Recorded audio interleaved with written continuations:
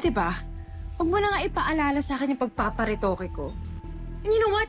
This is the last time na pupunta ka dito sa bahay ko, ah. Because I need everything to be pure and pristine for Wilfred. Virgin? Realness? Shut up. Alam mo, kung kailangan kong bakuran si Wilfred para walang babaeng makalapit sa kanya, gagawin ko. Mas lalo na kung ang babaeng yun ay si Lorena Herrera.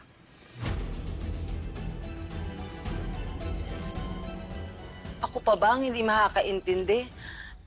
Nasabik yung anak ko sa ama niya. Lumaki kami ni Tristan na wala kaming tatay. Alam ko yung pakiramdam na lumaki ka nang wala kang ama. Yun naman pala eh. Manang ayoko maranasan ni Leah yun.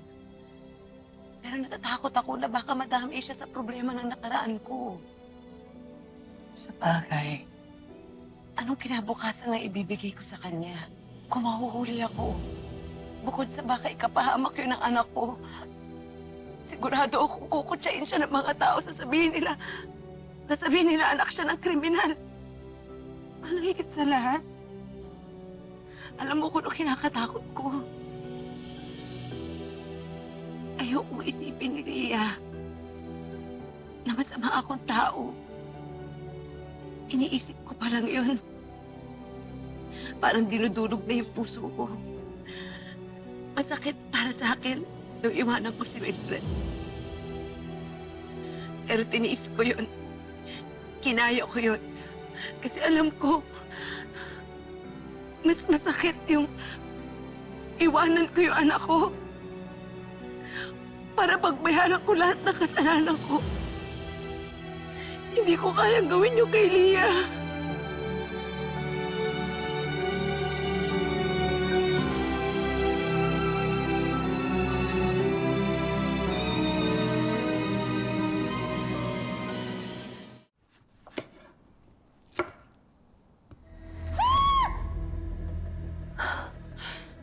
Oh my God!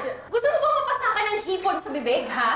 Ma'am Ronnie, sorry naman po. Akala ko po kasi nabuhay si Ma'am Joy eh. Siya lang po kasi yung nangingialam sa kusina noon. Umalis ka nga sa harapan ko. Ay, sorry. Oh, wait!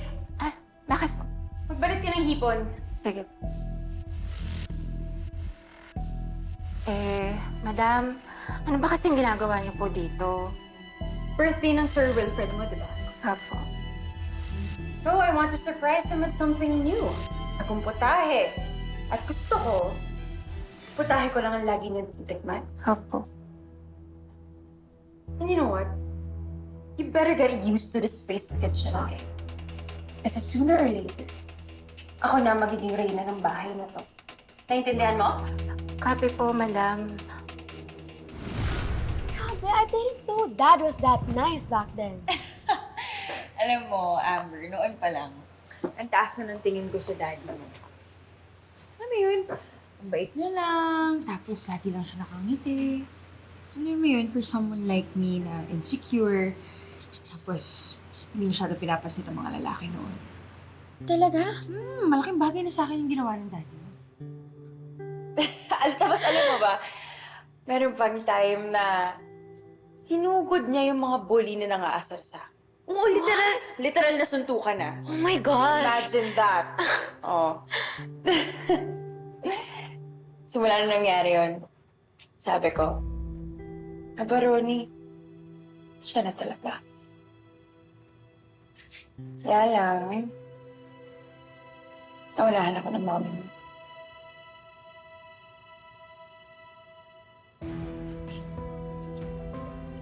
Amber, dear, I'm so sorry. I didn't mean to bring that up.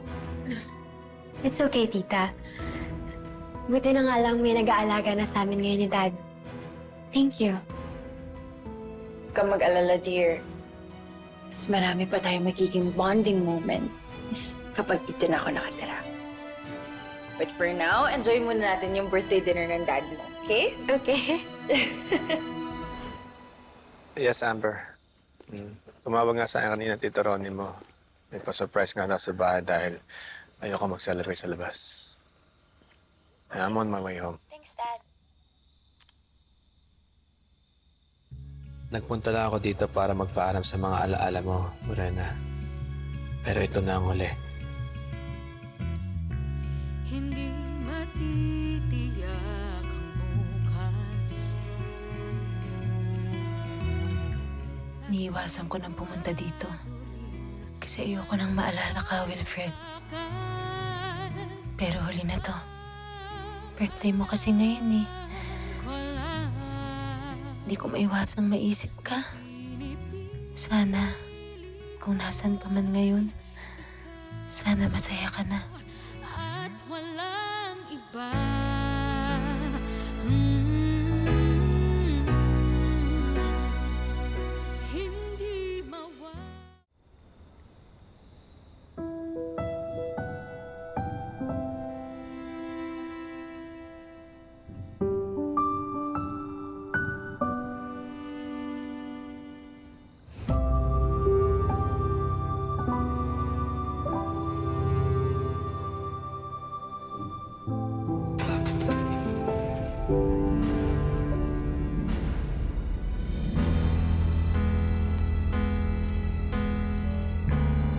Lorena?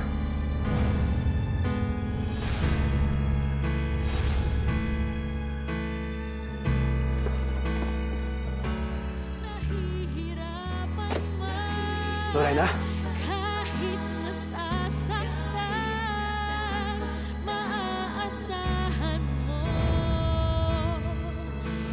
Ikaw ang nais ko.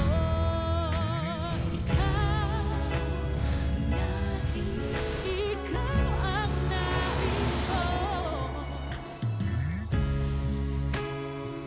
Sana po, Papa Jesus, mahanap na ni Nainay ang tatay ko para may totoong super din na ako.